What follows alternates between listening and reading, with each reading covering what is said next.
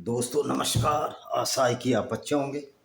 आज हमारा जो विषय है वो विषय है, आखिर ऐसी क्या चीज़ है कि कुरान के ज़्यादा समीक्षाएं कर रहे हैं लोग, कुरान में नाक नुक्स निकाल रहे हैं। कोई तो ऐसी चीज़ होगी, आज तक गीता में कोई ऐसी बात नहीं निकल पाई। उसमें कहा जैसे कर्म करेगा फल देगा भगवान, यानी कि आप बुरा करोगे आपको सजा हो जाएगी, आप अच्छी खेती करोगे आपको अच्छा किसान बन जाओगे। लेकिन ये कुरान क्या है जिसमें एक भी अच्छाई नहीं है। दूसरी बात यह है कि समालोचना तो वो होती है, कुछ अच्छाई होती है और कुछ बुराई होती है, लेकिन कुरान में एक भी ऐसी अच्छाई नहीं है जो पूरी मानवता के लिए हो, पूरे गैर मुस्लिमों के लिए हो। गैर मुस्लिमों के लिए तो कुरान सीधा सीधा उनको कत्ल करने का आर्डर देती है। तो इसलिए कुरान की समालोचना करने का तो प्रश्न नहीं है। हाँ, कुरान की आलोचना की जा सकती है। देखिए क्या है, कुरान कुरान को इस्लाम का शास्त्रीय आधार माना जाता है। इनकी किताब है। मुसलमानों का मानना है इसे ईश्वर ने भेजा है अल्लाह द्वारा, और जबरील फरिश्ता जिसको इन्होंने जिब्रील बना लिया यहूदियों की धर्म पुस्तक से लेकर। और ये जिब्रील फरिश्ता क्या करता था? ये जिब्रील फरिश्ता ऐसा वाहिद फरिश्ता था, एक अलग अलग ऐसा अनोखा फरिश्ता था जो सारी आयतें मोहम्मद के फेवर में लाया, मोहम्मद के फ़ायदे के लिए लाया। यानी कि अल्लाह को इतनी फुर्सत थी कि मोहम्मद के फ़ायदे के लिए जिब्रील फरिश्ता ऐसी ऐसी आयतें लाता था जो दुनिया को बर्बाद करने के लिए काफ़ी है। कहते हैं ना, एक चिंगारी ही काफ़ी है एक गुलशन को उजाड़ने में, या हर साग पर उल्लू बैठे अंजाम गुलिस्ता क्या होगा।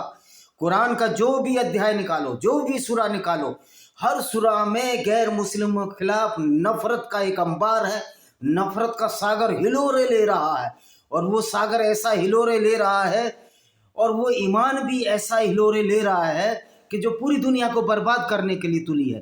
तो कुरान की आलोचना हो सकती है, समालोचना में अच्छा पक्ष और बुरा पक्ष रखा जाता है, लेकिन कुरान में कोई भी ऐसा अच्छा पक्ष नहीं जो कि गैर मुस्लिमों के लिए हो। देखिए अब क्या है इनका, कुरान दोनों ही अर्थों में आलोचना का विषय रहा है। एक तो यह अध्ययन में एक अंत विषय क्षेत्र का विषय है। कुरान, मैं कहता हूँ कुरान पर क्यों नहीं फिल्में बनाई जाती, मोहम्मद के कैरेक्टर पर क्यों नहीं फिल्में बनाई जाती? वो इसलिए नहीं बनाई जाती, अगर मोहम्मद के कैरेक्टर को फिल्मों में उकेरा जाएगा तो जो मोहम्मद की तस्वीर हम अपने यूट्यूब चैनल पर डाल रहे हैं वो पिक्चरों में और बड़ा वाइड माध्यम होगा, उस पर चली जाएगी। इसलिए मोहम्मद को पिक्चराइज नहीं किया जाता, क्योंकि ये चाल थी उन लोगों की कि अगर मोहम्मद को पिक्चराइज करेंगे, मोहम्मद और उसके साथी जानते थे कि वो बदनामी का वॉइस बनेंगे, और जो प्रॉफिट की जो इतनी बड़ी अच्छी छवि बनाई है इन मुल्ला और मौलानाओं ने, वो छवि धूली धूसरित हो जाएगी। लेकिन आज लाखों यूट्यूब सोशल मीडिया का ज़माना, फेसबुक का ज़माना है, टेलीफोन और व्हाट्सएप पर कुरान की आयतों को पढ़ा जा रहा है। कुरान की आयतों को पढ़ पढ़कर ये सच्चाई सामने आ रही है कि कुरान आलोचना का विषय क्यों है। आखिर यही क्यों किताब है जो आलोचना का विषय बनी है, और ये सिंगल किताब है जिसको अल्लाह ने भेजा, जो बड़ा रहमत वाला, बड़ा दयालु है। लेकिन कैसा दयालु है? वो तो कहता है गैर मुस्लिमों के काफिले लूट दो, गैर मुस्लिमों के जो काफिले लूटो उसमें जो माल मिले वो 20% पैगंबर को दे दो, 20% गरीब मुसलमान को दे दो, और 20% उनको दे दो जो मोहम्मद साहब के साथ लूटने जाते थे। और ये कुरान जब हमेशा के लिए है तो ये लूट भी हमेशा के लिए होगी। तो ये मौलाना कहते हैं नहीं उस समय के लिए थी।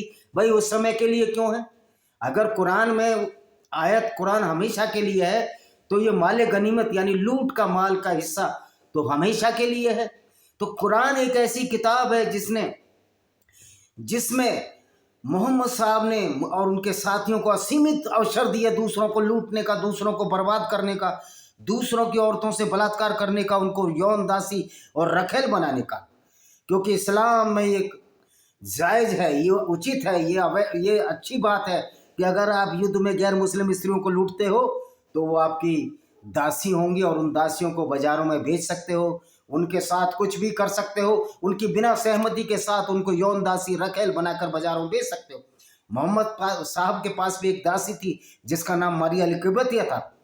मौलाना कहते हैं युद्ध में लूटी हुई स्त्रियों को हम गुलाम बनाते क्योंकि ये युद्ध में लड़ने आती थी, लेकिन मारिया इल्किबतिया तो लड़ने नहीं आई थी। मारिया इल्किबतिया तो मोहम्मद ने गिफ्ट में ली थी, जो एक कॉप्टिक ईसाई थी, जो उसकी छोटी बहन सिरीन के साथ अलेक्जेंड्रिया के गवर्नर अल मकूकस ने भेंट की थी। और उस मारिया इल्किबतिया के साथ एक बार मोहम्मद साहब को पकड़ लिया इनकी पत्नी हफ्सा ने। तो इन्होंने फिर एक आयत उतार दी कि मोहम्मद चाहे जिस भी औरत को हिबा कर सकता है, यानी जिस उसके साथ कुछ भी कर सकता है। तो ये मोहम्मद का जो अल्लाह था, ये मोहम्मद के फायदे की आयतें लाता था, इसमें पहले पूरी दुनिया का विनाश हो जाए। और निश्चित तौर पर जो कुरान की आइडियोलॉजी है पूरी दुनिया के विनाश का बायस बनी हुई है, क्योंकि इसकी हर आयत पढ़ो उसमें यही खून खराबा। और यहाँ तक भी कहा गया है कि आप जिसको गुलाम बनाओ, ये कुरान की आयत है। और अगर कोई इस पर टिप्पणी करेगा कौन सी आयत है, तो मेरे लिए एक वीडियो और बन जाएगा, मैं उस आयत के ऊपर एक वीडियो और बना दूंगा। इसलिए भाई मैं चैप्टर नहीं बता रहा, क्योंकि ये सवाल बड़े करते हैं, तो सवालों का जवाब देने के लिए तो हम बैठे हैं। कुरान में ये आवत है कि जब तक खून रेजी ना हो, जब तक खून खराबा ना हो, तेरा गुलाम बनाना अच्छी बात है, पर उसके लिए खून खराबा जरूरी है। ये कुरान की आयतें हैं। तो कुरान आलोचना का विषय तो है। और मैं तो अपने पाकिस्तानी मुस्लिम भाइयों को कहना चाहता हूं कि आप हिंदुओं के पुरखे थे, आप किस तरह की आइडियोलॉजी में आ गए, किस तरह दुनिया में आप कुरान की वजह से, आपके ईमान की वजह से आप उपहास के पात्र बन रहे हैं। क्या आप ये विश्वास करेंगे, क्या ये आप चाहेंगे कि आपका नबी एक ऐसा नबी हो जो कि इस तरह की बातें करता हो, जो कि दुनिया के किसी भी अच्छे इंसान के लिए अच्छी नहीं है, चाहे वो लूट हो, चाहे वो कत्ल हो, चाहे वो लूट में से हिस्सा लेना हो, जो कि मोहम्मद साहब लेते थे, और कुरान में इसको माल गनीमत कहा गया है। अच्छा जी, देखिए, आलोचनात्मक ऐतिहासिक अध्ययन जो विद्वान है वानसरोवो, जोसेफ पेट्रियाकोन, माइकल कुक, ये विद्वान नहीं, एक सिंपल से सिंपल आदमी भी जानता है कि पूरी दुनिया को दो हिस्सों में बांटकर कुरान का अल्लाह कहता है गैर मुस्लिमों को कत्ल कर दो। जब तक कि वो ईमान ना लाए या मुसलमान ना बन जाए, तो निश्चित तौर पर इसमें विद्वानता की क्या जरूरत है, बिल्कुल सिंपल है, 2 और 2 4 होते हैं। अगर आप गैर मुस्लिम हैं तो इस्लाम की नज़र में वाजिब कत्ल है, यानी आपको कत्ल कर दिया चाहिए। आप इस्लाम अगर नहीं मानते और इस्लाम मान लोगे तो आपको जन्नत मिल जाएगी, अंगूरी बगीचे मिल जाएंगे, न जाने क्या क्या मिल जाएगा। तो ये जो सब्ज बाग दिखाया गया सिर्फ मोहम्मद साहब ने अपने फायदे के लिए दिखाया, वरना ये कहीं से भी नहीं लगती कि ये तहजीब वाली किताब है। एक मोहतरमा है पाकिस्तान की, वीना मलिक साहब, वो कहती हैं कि ये इधर हिंदुस्तान की तहजीब कहीं माउंटेन एवरेस्ट कहीं हिमालय पहाड़ पर खड़ी हैं, इधर चाइना, इधर पाकिस्तान, हिंदुस्तान, ये 3 तहजीबें। मैं पूछना चाहता हूँ पाकिस्तान की क्या तहजीब थी? पाकिस्तान की तहजीब वसुदेव कुटुंबकम की तहजीब थी। और जैसे ही इस्लाम आया, पाकिस्तान में गैर मुस्लिमों के लिए जीना मुहाल हो गया, क्योंकि इस्लाम ये मानता ही नहीं, इस्लाम ये जानता ही नहीं कि गैर मुस्लिमों के साथ कैसे रहना है। यद्यपि पाकिस्तान में बहुत से मुसलमान हमारे हिंदू भाइयों के साथ खुशी खुशी रह रहे हैं, वास्तव में वो सच्चे इंसान है, वो सच्चे मुसलमान नहीं रहे। सच्चा मुसलमान वो है जो ईमान लाए कुरान पर और जो गैर मुस्लिमों के साथ पूरी जिंदगी जिहाद युद्ध करता रहे। देखिए, अब ये है इस्लामी परंपरा के अनुसार जिस पर आलोचना प्रश्न उठा सकती है, खंडन कर सकती है। कुरान सुरख से नीचे फरिश्ते जिब्रील के पास आया, जिन्होंने इसे 7वीं शताब्दी ईस्वी में 23 वर्षों तक एक हिजाजी अरब व्यापारी, जो हिजाज जो स्टेट है उसमें ये मक्का आता है, अरब व्यापारी मोहम्मद सल्लल्लाहु अलैहि वसल्लम को प्रकट किया, जो इस्लाम के पैगंबरों में से एक बन गए। मोहम्मद ने इन रहस्य उद्घाटनों को साझा किया जो मानवता के लिए समझौताहीन एक ईश्वर रावत एक, यानी एक ही अल्लाह है और उसमें कोई समझौता नहीं है। अगर आप अल्लाह को नहीं मानते तो आप खारिज हैं, आप नजस हैं, आप गंदे हैं, आप नीच हैं, आप इंसान ही नहीं हैं। क्योंकि कुरान में बहुत सी ऐसी आयतें जिसमें कहा गया है कि जो अब ये जो बंदर है पिछले जन्म में यहूदी थे, और जो गैर मुस्लिम और नजस हैं, पोटी जितने गंदे हैं, उनको लोहे की चैन में डालकर उनकी पोटी के रास्ते से निकालकर नथुनों से गले में लपेटकर उनको जहन्नुम की आग में झोंका जाएगा। भाई ये जहन्नुम और ये अल्लाह जो दुनिया को बनाने वाला इस तरह की हरकतें कर रहा है, और ये पैगंबर का काम है कि लोगों को पूरी जिंदगी डराते रहो, लूटते रहो, काफिले 20% हिस्सा खुद रखो। ये तो गैंगस्टर का काम होता है, और अगर इस तरह की हरकतें आज कोई करेगा तो निश्चित तौर पर जेल में जाएगा। अच्छा जी, जो इस्लाम का पैगंबर बन गया मोहम्मद ने इन रहस्यादर्शन को साझा किया जो मानवता के लिए एक समझौताहीन अल्लाह लेकर लाए और अपने साथियों के साथ जिन्होंने उन्हें लिखा उन्हें याद किया।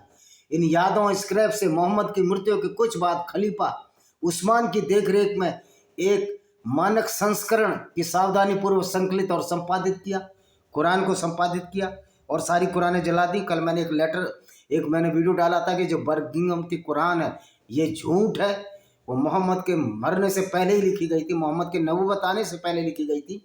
तो वो जो झूठ है ये कहने के लिए कि बहुत पुरानी कुरान है और सबसे छोटी कुरान है, उसमें तो 3 ही आयत है। इस प्रकार इस्लामी शिक्षा के अनुसार यह सुनिश्चित किया गया कि आज उपलब्ध कुरानिक पाठ का शब्दांकन मोहम्मद को प्रकट किए ईश्वर के शाब्दिक अचूक पूर्ण कालातीत पूर्ण शुद्ध वचन से बिल्कुल मेल खाता है। बदले में वह रहस्य उद्घाटन एक शाश्वत पुस्तक की माप के समान है जो कुरान का मूल रूप प्रोटोटाइप है। यह अल्लाह द्वारा निर्मित लिखित नहीं था, बल्कि ये उसका गुण है जो शाश्वत है और स्वर्ग में उसके साथ रखा गया है।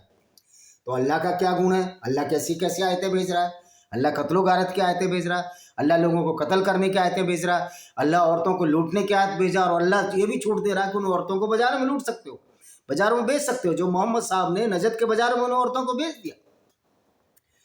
मुसलमानों के लिए कुरान की सामग्री सिद्धांत कानून काव्यात्मक आध्यात्मिक प्रेरणा सांत्वना उत्साह ज्ञान और रहस्यमय अनुभव का स्रोत रही है। रहस्यमय अनुभव ये है कि एक ऐसे घोड़े पर चलकर मोहम्मद साहब चले गए। बुर्राक नाम का, मैंने MSc किया है, मास्टर डिग्री है मेरी जूलॉजी में, मैंने तो बुर्राक नाम का जानवर पढ़ा नहीं किताबों में। मैं कहता हूँ जो मुसलमान बच्चे MSc जूलॉजी कर रहे हैं वो इस जानवर का उल्लेख जरूर करें कि ये बुर्राक जानवर भी था, आप पाठ्यक्रम में क्यों नहीं डालते। तो इस तरह की मूर्खताओं से कोई तहजीब नहीं बना करती। अगर आप दिमाग से पैदल हैं तो उस तहजीब के कोई माने नहीं है। और इतने दिमाग से पैदल हो जाओ, देखिए आप बुर्राक घोड़ा मानो, आप कुछ भी ईमान मानो, लेकिन जब आप ये कहोगे ये तो काफिर हैं जो गैर मुस्लिम है और उनको कत्ल करने का हक अल्लाह देता है, तो निश्चित तौर पर आवाज़ें उठेंगी, आपके खिलाफ आवाज़ें उठेंगी, जिहाद के खिलाफ एंटी जिहाद होगा जो बहुत जरूरी है। कोई भी व्यक्ति दूसरों के हाथों सिर्फ इसलिए कत्ल हो जाए कि वो गैर मुस्लिम है, इस अत्याचार को सहने वाला बहुत बड़ा पापी है। कृष्ण भगवान ने भी कहा है कि जो अत्याचार सहता है वो बड़ा पापी है। और हम कितने पापी हो चुके हैं कि हम सही बात को आवाज़ नहीं उठा सकते। यूट्यूब स्ट्राइक देता है, यूट्यूब को भी समझना चाहिए ये अब सब चलने वाला नहीं है। हो सकता है एलन मस्क यूट्यूब को खरीद ले, वो दिन बहुत अच्छा होगा। वैसे तो अभी जो गूगल का सुंदर पिचाई जो CEO है, मेरा उनसे व्यक्तिगत निवेदन है कि आप सच्चाई को बोलने दो, नहीं तो एंटी जिहाद की जो कौम उठेगी और एंटी जिहाद और जो हमारे फ्रीडम ऑफ स्पीच को रोकने की कोशिश की जा रही है, इसके खिलाफ भी भारत में एक बहुत बड़ा आंदोलन होगा, नेपाल में भी आंदोलन होगा यूट्यूब के खिलाफ अगर हमारी स्ट्राइक देती है। और हम इसकी तैयारी कर रहे हैं बहुत जल्दी। पाठ को जो इस्लाम का जो पाठ है अक्सर जन्म मृत्यु विवाह के अवसरों पर एक आकर्षण के रूप में उपयोग किया जाता है। कुरान की पारंपरिक मुस्लिम समझ यह नहीं है वे केवल ईश्वरीय परिणाम, बल्कि ईश्वर का शाब्दिक शब्द है, यानी ईश्वर ही, यानी अल्लाह। ईश्वर का ये गलत अनुवाद है अल्लाह, क्योंकि ईश्वर अल्लाह एक नहीं है। जहाँ ईश्वर कहता है कि वसुदेव कुटुंबकम, वहाँ अल्लाह कहता है कोई वसुदेव कुटुंबकम नहीं है, कोई नहीं, सिर्फ मुसलमान ही प्यारे हैं। मुसलमानों के लिए दुनिया है, मुसलमानों के लिए जन्नत है, बाकी तो नीच है, गंदे हैं, नजस हैं, पोटी जितने हैं। तो ये आपका कुरान है। तो ये जो कुरान की जो आलोचना का पहला ये मेरा सफ़ा आज ख़त्म होता है, पहला पाठ ख़त्म होता है। और अगली बार अभी 1-2 मिनट और 15 मिनट का वीडियो बनाता हूँ। मुसलमानों ने सदियों से अपने स्वयं के कुरानिक अध्ययन या कुरान विज्ञान उलूम अल कुरान कुरानिक प्रोत्साहन के बाद क्या वे कुरान पर विचार नहीं करेंगे भाई, क्योंकि इस्लाम में कहा गया है अकल में अकल का दखल नहीं है, मजहब में अकल का दखल नहीं है। ये तो मूर्ख बनते रहो, धरती को चादर मानते रहो, पहाड़ ऊपर से गाड़े मानते रहो, धरती को स्थिर मानते रहो। ये चपटी धरती के लोग हैं, दिमाग को इन्होंने भेजा फ्राई हो गया इनको भेजा, पता ही नहीं कि क्या सचमुच है। तो ऐसे लोगों के बारे में नहीं तो वरना अगर थोड़ा भी सोच विचार की जरूरत होती, थोड़े बुद्धिजीवी होते तो ये सोचते कि दुनिया को बनाने वाला अल्लाह ही नफरत क्यों फैला रहा है, योगी मूर्ति पूजकों को कत्ल करने की बात क्यों कह रहा है। इनको ये समझ में आ जाती है कि दुनिया को बनाने वाला ये अल्लाह नहीं है, ये अल्लाह मोहम्मद का बनाया हुआ अल्लाह है, यानी कि शक्तिमान ही गंगाधार है, गंगाधारी शक्तिमान है।